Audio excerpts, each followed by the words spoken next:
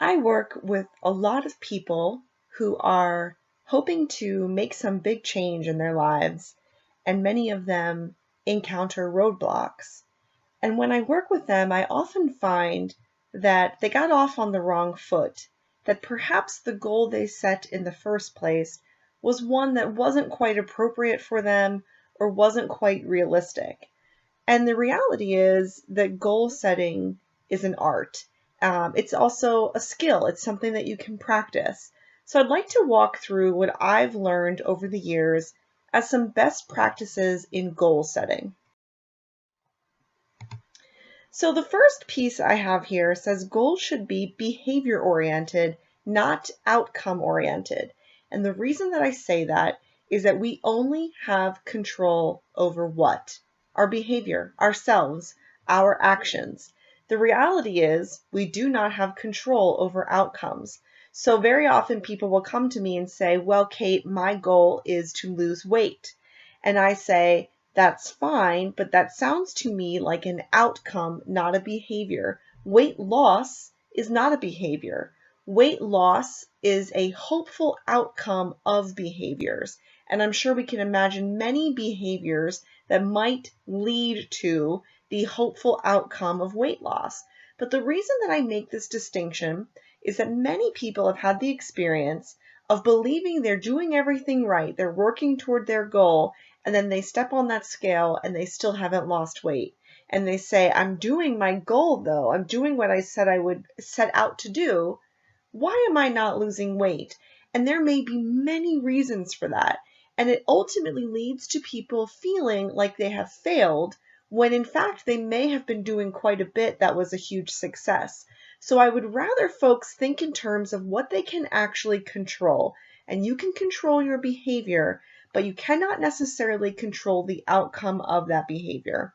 So on this first example here, I'd like to say, rather than my goal is to lose weight, maybe perhaps we try, my goal is to cut down or stop drinking soda or sugar-sweetened beverages.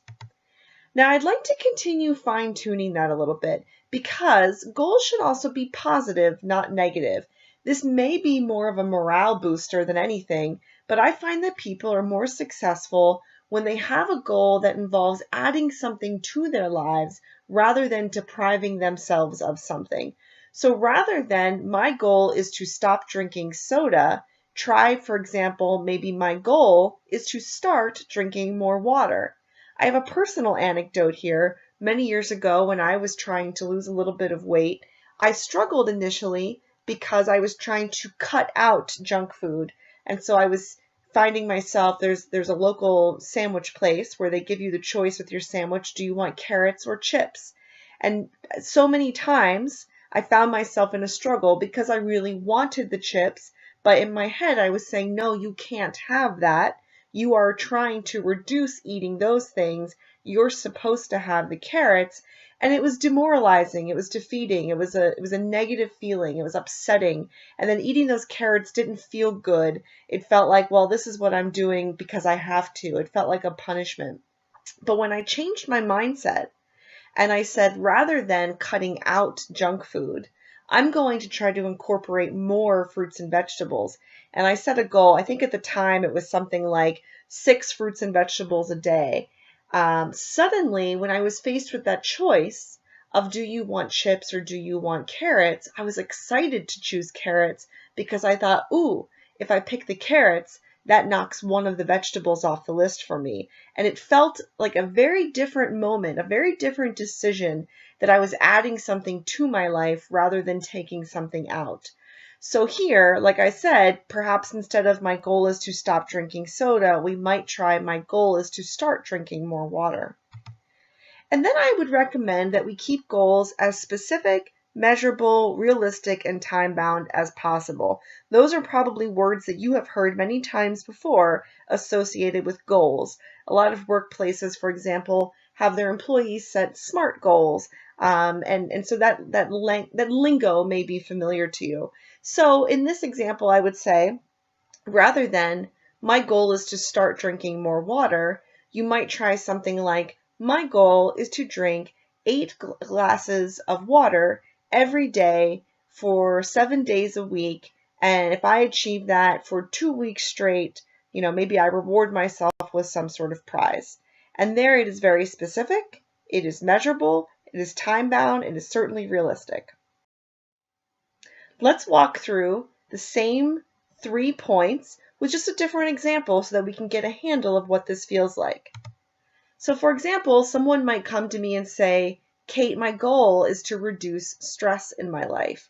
And to that, I would say that is a worthwhile endeavor. I'm happy that you are interested in your stress level and you'd like to reduce it, but that sounds to me like a hopeful outcome rather than a behavior. There are certainly behaviors you can attempt to engage in that are likely to reduce your stress, but that's not a guarantee. And so I'd rather you focus on what you have control over and then see if you ultimately reach that hopeful outcome. So rather than my goal is to reduce my stress, you might try something like, my goal is to stop taking on so much. Now again, continuing to fine-tune that, let's see if we can make that more positive rather than negative. So rather than, my goal is to stop taking on so much, you might say something like, my goal is to start putting myself first. And then one more time, to make this specific and measurable and realistic and time-bound, you might say, okay, rather than my goal is to start putting myself first, my goal is to do at least one thing a week that is just for me to take care of myself. That is specific, it is measurable, it is realistic, and it is time-bound. Now, ultimately, the hope is that the behavior that you focus on may turn into a habit, something that is more automatic, something you hardly have to think about, that you just do it. And then as you continue those habits, it's likely to lead to a particular outcome. So here I just have a few examples to see if we can hone in on this concept. So the first row across says behavior goals, habits, outcomes, and the first row across is showing an example of this process if perhaps the hopeful outcome would be something like weight loss or reduced risk of chronic health problems. So in this example, you see the behavior goal may be something like tracking food in a journal, and I kept this really simple. This one isn't particularly time-bound or measurable, so it doesn't in fact require a bit of fine-tuning itself. But if the behavior goal is something like that, you might imagine that after a period of time, let's say for example maybe 30 days, that becomes a habit. That after perhaps 30 days or so, a few weeks let's say, a person may find that they no longer need to track their food in a journal, that eating healthy foods becomes their lifestyle, that they have changed their taste, they've changed the way they think about foods, the way they prepare foods, and it's something that's a bit more automatic for them. And then if they continue that habit, they may find that their hopeful outcome is achieved, which might be something like weight loss or a reduced risk of chronic health problems. The second row across shows another example of the exact same idea. This one is more of a financial goal. So perhaps someone set a behavior goal of setting a weekly budget and not exceeding it. So they might say, this is the amount of money I have every week, this is the only amount I can spend, and I am committed to sticking to this budget. This person may find that in time, let's say again, perhaps a couple weeks or so, they really just turn into a more frugal spender, that they just change the way they spend, and they may not even need to set the specific budget. They may not need to stick to it so strictly. They may find that it's not even something they think about very much anymore. They're just better at making choices with their spending. And if that continues for a particular amount of time, they may find that there's some sort of positive outcome of all of that. The positive outcome could be something like buying a house or paying off a bill.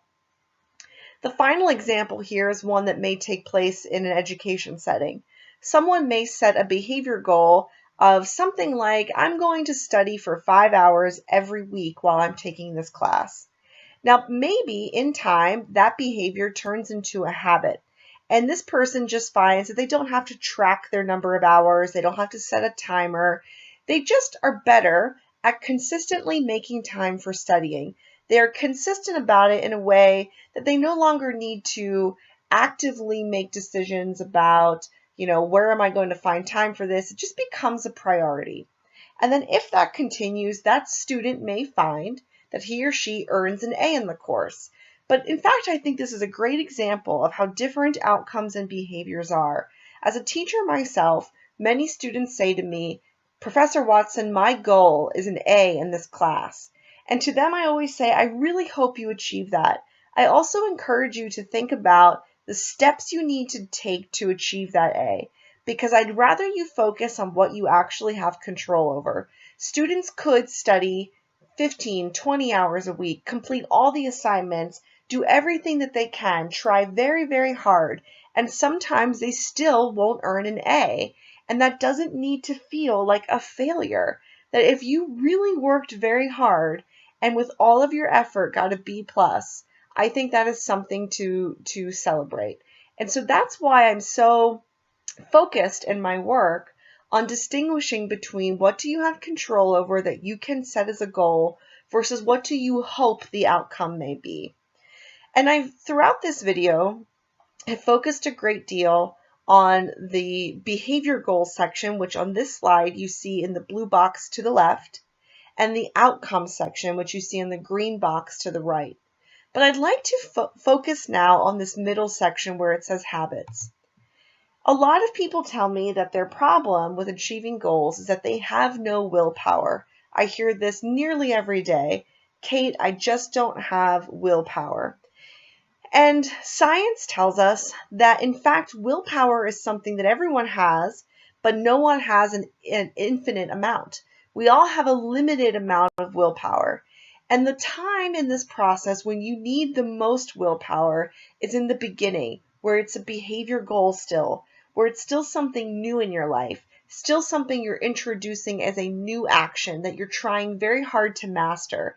So in the blue box all the way to the left of the screen where it says behavior goals, things like tracking food in a journal, setting a weekly budget, studying for 5 hours a week, these are the things that eat up our willpower. They drain our willpower. And this is the time in behavior change that is very difficult. This requires us to dig very deep.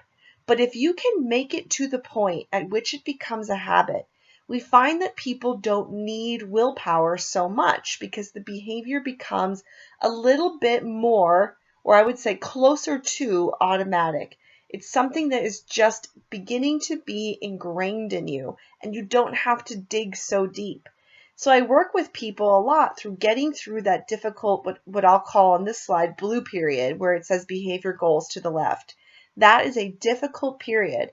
And if you can get through that period and really put all of your effort toward managing your willpower well to survive that period of the behavior change and turn that behavior into a habit, you will find that it gets so much easier and you just won't need the willpower so much, where I have it highlighted in red, the red box. So I'd like to thank you for listening today. If there's anything that you'd like to offer me in terms of feedback or questions that you have, I encourage you to email me at kate@watsonwellnesspro.com, or you can follow me on Twitter at @coffeekatw, or you can just check out my website, which is www.watsonwellnesspro.com. Thanks again.